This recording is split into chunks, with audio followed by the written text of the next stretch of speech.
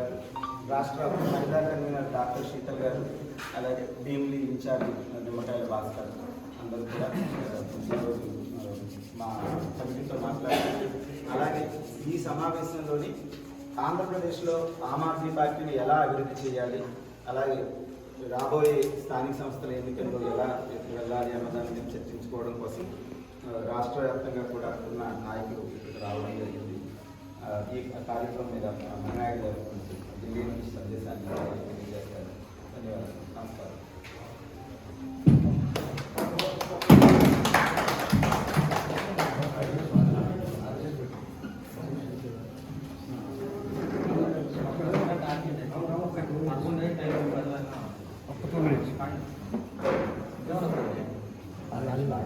ఈరోజు ఈ మీటింగ్కి వచ్చిన మీడియా మిత్రులకు అందరికీ నమస్కారం. ఈరోజు మన ఆమ్ ఆద్మీ పార్టీ మన మీటింగ్ పెట్టుకుంటుంది. ఎవ్రీ 3 monthsలో ఉంటానే ఉంటుంది. ఈసారి ఏంటంటే కొంచెం డిలే అయింది. 2 కారణాలు. ఒకటి, మన అందరికీ తెలుసును ఎలా తప్పుడు కేసులు పెట్టి ఇలా పార్టీని మన నాయకులను చాలా ప్రాబ్లమ్స్లో పెట్టారు. సో అంటే పార్టీలో మాకు అందరికీ తెలుసు ఇది తప్పుడు కేసు, బట్ జనానికి తెలియదు కదా కుదురు ఏంటి ఇలా అయింది అనేసి. సో ఇప్పుడు ట్రూత్ హెస్ కమ్ అవుట్, సత్యమేవ జయతే అంటారు. అలాగనే ఇప్పుడు కేసులోంచి కూడా క్లీన్ చిట్ ఇచ్చింది, కోర్ట్స్ క్లీన్ చిట్ ఇచ్చింది.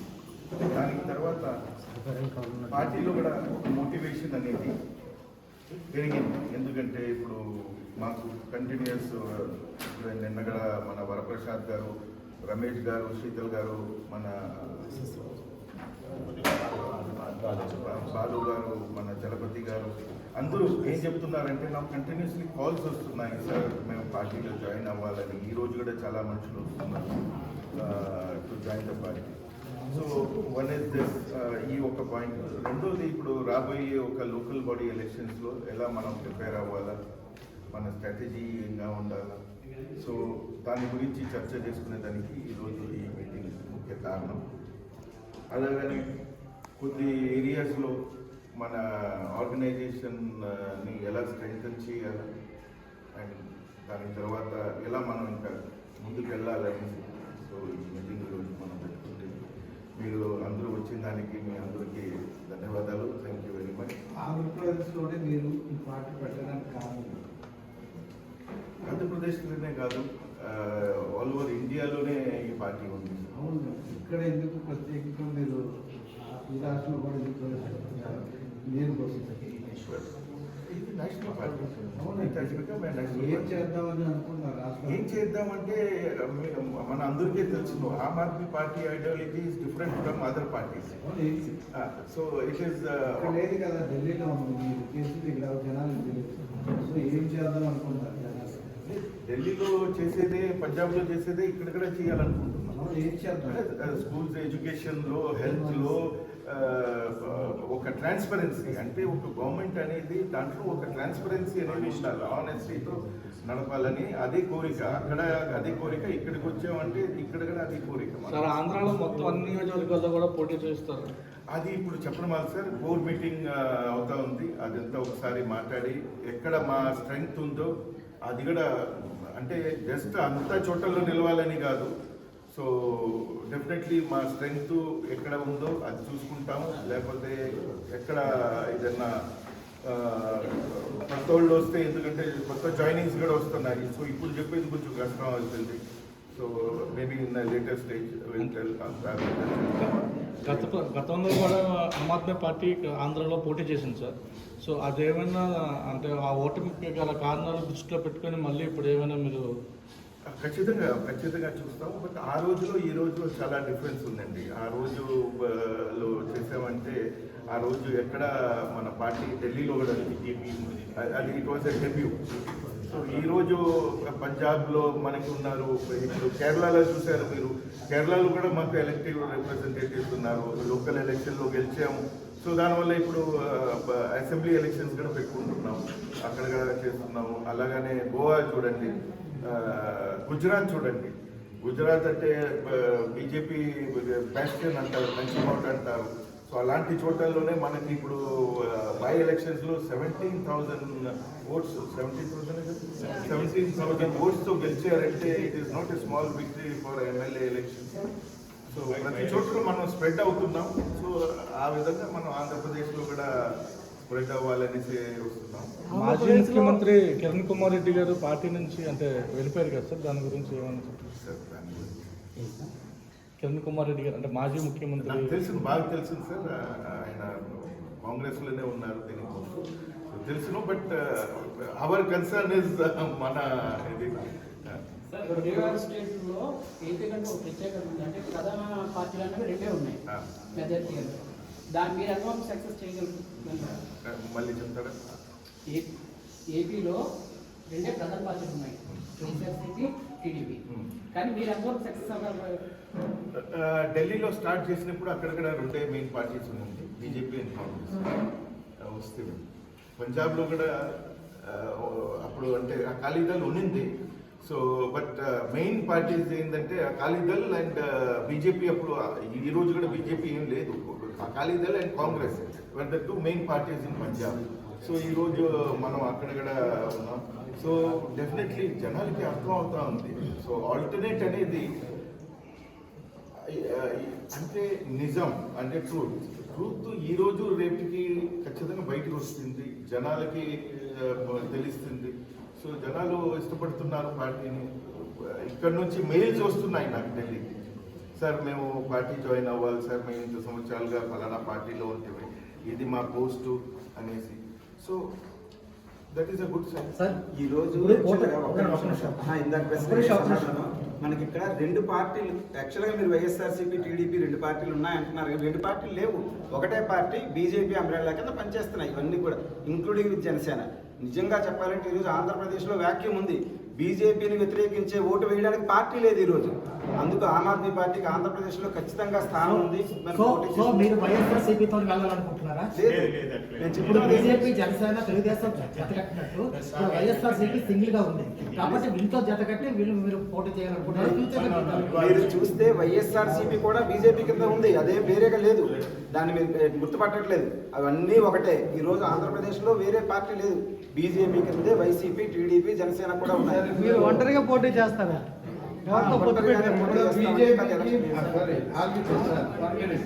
బీజేపీకి భిన్నంగా మీరు ఏం చేయదలుచుకున్నారు? One second year. ముందుగా మీడియా మిత్రులందరికీ నమస్కారం. ఐఎమ్ టాటా వీరవర ప్రసాద్. నేను ఇంతకుముందు previously I was convener for party statement. ఈరోజు మణినాయుడు గారు మెయిన్గా ఇక్కడికి వచ్చిన ఉద్దేశం ఏంటంటే to give a kick start to the local elections.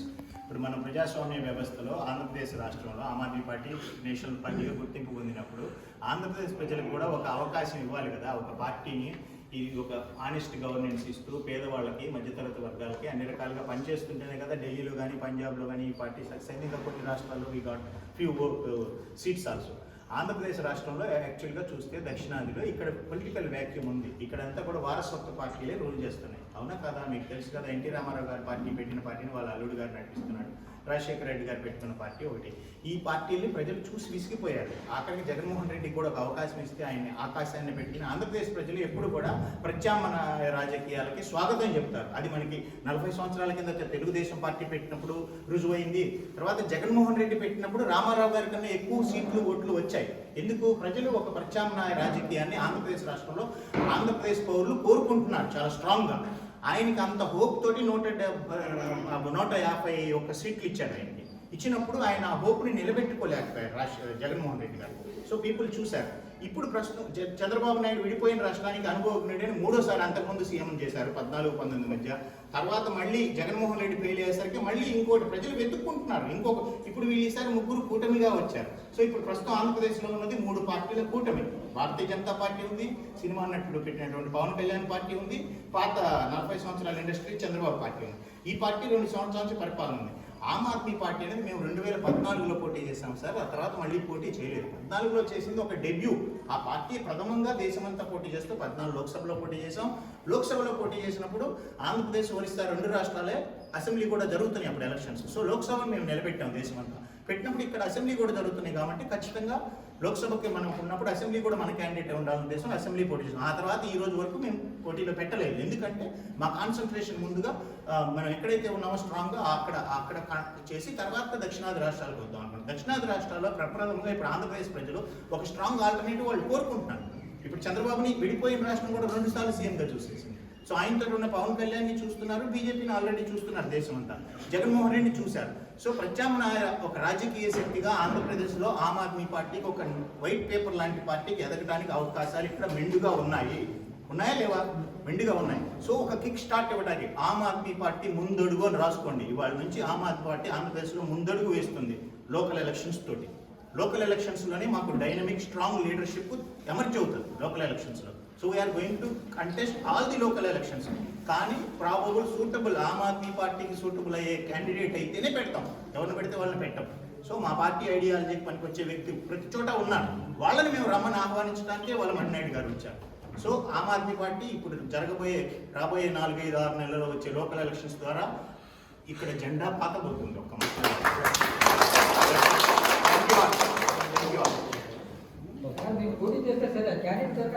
దొరుకుతారండి candidates, మిమ్మల్ని కాంటాక్ట్ చేస్తున్నారు కదా, మిమ్మల్ని కూడా కాంటాక్ట్ చేస్తారు. మీ పోటీ వాళ్ళే మా నెంబర్లు ఇస్తుంటారు ఆమ్ ఆద్మీ పార్టీ. నాకు చాలా మంది ఫోన్ చేసి చెప్తారు, పలానా విలేకరు ద్వారా తీసుకున్నానండి రాయదుర్గంలో, పలానా వీరు ఇచ్చారు, మీకు ఎవరు ఇచ్చారు. ఒకటే నేను చెప్పదలుచుకున్నానండి, బీజేపీకి 1% ఓట్లు కూడా లేదు, 0.97 ఓట్సే 2019లో వాళ్ళకి. అలాంటి వాళ్ళు ఇండివిజువల్ గా ఒక్క స్థానిక ఎన్నికల్లో ఒక వార్డు గెలిచే పరిస్థితి లేదు బీజేపీకి. మన జగన్ని, చంద్రబాబుని, పవన్ని పెట్టుకొని డ్రామా ఆడుతామని, అది ఎంత దారుణమైన పార్టీలో ఈయన ప్రపంచ దేశాలన్నీ దీనికి వస్తారు. నరేంద్ర మోడీ గారు ఈ రోజు కేజ్రీవాల్ గారు కేసు పెట్టారు, అది మీరు ప్రూవ్ చేయలేకపోయారు. మీరే సెంట్రల్లో ఉన్నారు, ఆయన్ని 5 సంవత్సరాలుగా ఇబ్బంది పెడుతున్నారు. మాతో పొత్తు పెట్టుకొని ఆయన వినకపోయేటప్పటికి ఆయన జైలు పాలు చేశారు. ఏ ఒక్క ఆధారం దొరకలేదు ఇంతవరకు, ఈ రోజు వరకు కూడా. ఆయన కడిగిన ముత్యంలా వస్తారన్న విషయము మా పార్టీ కేడర్కి అంతా తెలుసు, ప్రపంచానికి కూడా తెలుసు. తెలియని వాళ్ళు కూడా అపోజిషన్ లీడర్ కూడా మమ్మల్ని అప్రిషియేషన్ చేసే పరిస్థితి వచ్చింది. రోజు కడిగిన ముత్యంలో వారు బయటకు వస్తారన్న విషయం మాకు అందరికీ తెలుసు. ఈ రోజు ప్రపంచ దేశాలు కూడా మన భారత్లో ఎలాంటి వాళ్ళు పరిపాలిస్తున్నారో బాగా అర్థమవుతుంది. ఈయన ప్రపంచ దేశాలను తిరిగి వస్తారు కదా నరేంద్ర మోడీ గారు. ఈ రోజు ఆయన ఇలాంటి వ్యక్తి అయితే క్రిమినల్లా భారత ప్రధాని అని చెప్పేసి ఈ రోజు ఆలోచిస్తున్నారు. అది మీరు అందరూ గమనించవలసిన విషయం. పత్రికా మిత్రులందరూ ఒకటే చెప్తున్నాను, వాస్తవాలు రాయండి, వాస్తవాలు వెలికి తీయండి. నిజమైన ఓటర్స్ని మీరు వెలికి తీసి ఓటింగ్ వేయగలిగితే ఈ భారతదేశానికే ప్రధానమంత్రి కేజ్రీవాల్ గారు కాబోతున్నారు. అది మాకున్న ఇన్ఫర్మేషన్ మాకు ఈ రోజు కూడా మేము పోటీ ఎందుకు చేయలేదంటే, మీరు అడుగుతున్న 2019లో కేజ్రీవాల్ గారు చంద్రబాబు నాయుడు గారికి వచ్చి ప్రచారం చేశారు వైజాగ్లో. ఎందుకు ప్రచారం చేశారు? అయ్యా స్టేట్ బైబిలికేషన్ అయింది, ఖాళీ పెట్టి మనకి ఇచ్చి పంపించారు ఇక్కడ ఆంధ్రప్రదేశ్కి. ఇప్పుడు మనం పోటీ పెడితే ఓటు చీలితే మళ్ళీ రూలింగ్ మారుతుంది, మన చంద్రబాబు నాయుడు గారికి అధికారం కట్టబెట్టడానికి వారు ప్రయత్నించారు.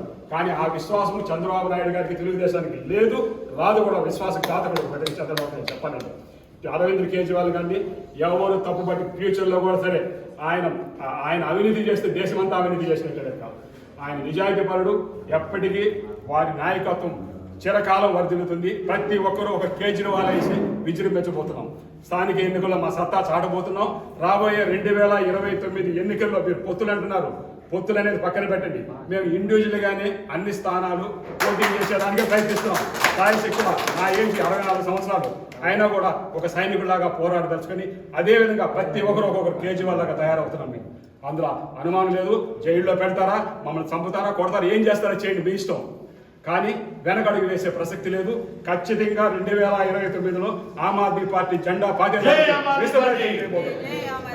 మీరు సంధించే ప్రతి ప్రశ్న కూడా నిజంగా మమ్మల్ని మాకు బలం ఎక్కువవుతుంది.